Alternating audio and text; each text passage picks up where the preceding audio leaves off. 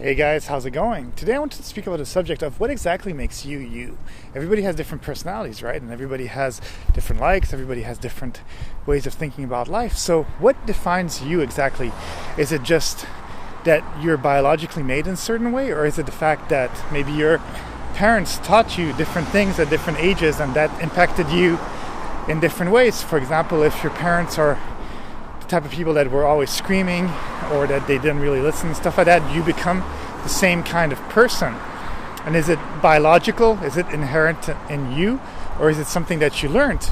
And at the same time, if you're a very friendly person and you engage a lot with other people and you just talk and all these good things, is it because as a young kid you were put on the spot in certain situations where you had to speak a lot and where you had to be social and you had a positive outcome out of it, and you kind of learned that positivity will give you a better approach to people and a better lifestyle because it just makes you happier.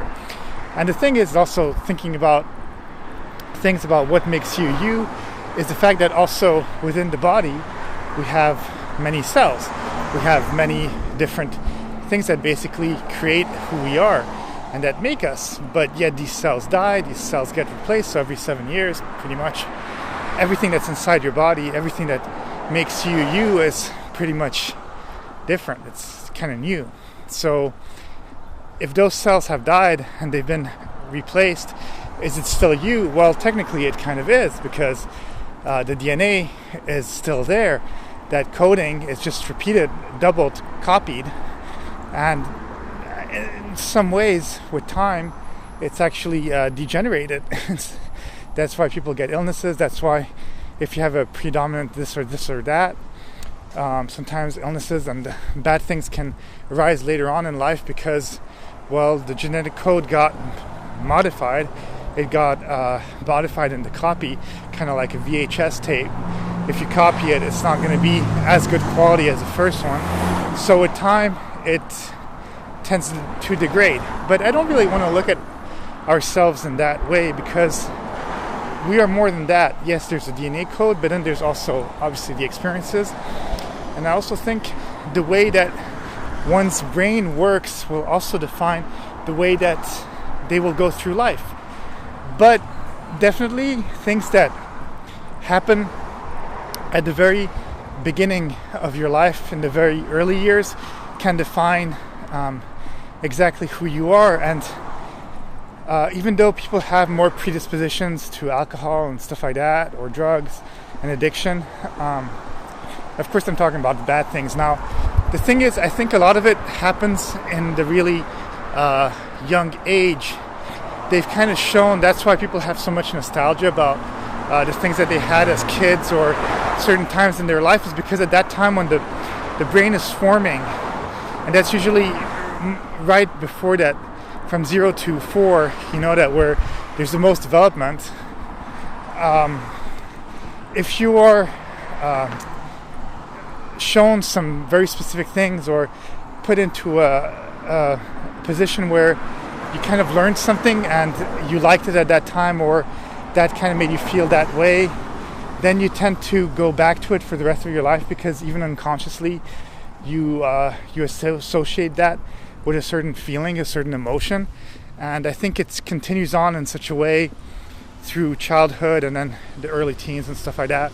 And that's why like a lot of stuff that we're introduced to at a very young age will pretty much impact us for the rest of our life, in the same way as someone even as myself, because you immigrate, or at least I know that I immigrated to America at 18, so everything that happened before kind of defined me as being European, as being Belgian. And I still, even to this day, even though I've actually technically lived more time in America than I have outside of America, just through various trips and all that stuff through childhood and just being here for a good amount of time, 19 years now, basically you get to a point where even though technically you should be more American than anything else, you still have those values, you still have that culture that impacted you at a very young age that still tends to stay within your identity. And that's where I guess the biology, where the the DNA kind of sets itself in the cells and in the way the brain works and this train of thought and many things that are very similar to that. And that's why you have to be careful at what you expose your kids or what you expose yourself to or what you do from a very young age, because it could define the way you are for the rest of your life. If you can associate something positive as reading or doing math or doing something that's very intellectual at a young age as something that's very positive and that creates pleasure and positivity within the people around you and your world and all that stuff, then you have a better time associating that kind of pattern, that kind of way of thinking for the rest of your life. And if you're able to do that, or if you're able to do that for your kids, like associate them with positive things that could influence literally the rest of their life, then you're golden, because you've basically kind of broken down that DNA, that biology, and set it really engraved within the brain. And it's not that you can't change those habits and things throughout life, because of course you still change and you grow and this and that. But if you get into a sort of lifestyle that's unhealthy from a very young point in your life, and you associate that with that's the good state when you feel good, then you're in trouble, because that's when people have all these addictions, being to gambling, be it to alcoholism, be it to drugs, be it to just not being a very positive person. Even the fact of like wanting to be in a relationship, not in a relationship, good with families, not good with families. It's all impacted from the experiences that you've seen at an early lifetime, and how people reacted to it, and how you reacted to it, and how you felt. So that's how you define you as you and me as me. Okay, well, that's it. That's all I have to say on the subject. Have a great day, and I'll talk to you soon. Bye.